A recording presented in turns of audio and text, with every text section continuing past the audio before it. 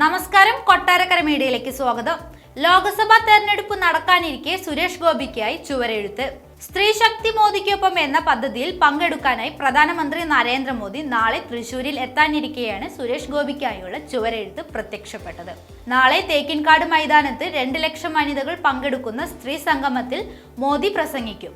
വനിതാ സംവരണ ബില്ല് പാസാക്കിയതിൽ അഭിനന്ദനം അറിയിക്കാനാണ് BJP സംസ്ഥാന ഘടകം പരിപാടി സംഘടിപ്പിക്കുന്നത്.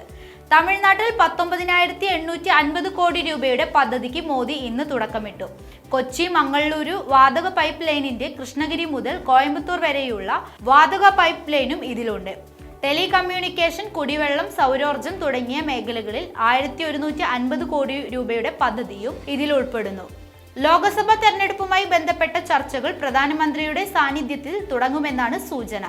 കഴിഞ്ഞ ഏപ്രിലിൽ മോദി കേരളത്തിൽ എത്തിയിരുന്നു. മോദിക്ക് പിന്നാലെ ആഭ്യന്തരമന്ത്രി അമിത് ഷാ, പാർട്ടി ദേശീയ അധ്യക്ഷൻ JP നദ്ദ, മറ്റു മുതിർന്ന നേതാക്കൾ എന്നിവർ സംസ്ഥാനത്ത് LDAയുടെ വിവിധ പ്രചരണ പരിപാടികളിൽ പങ്കെടുക്കും.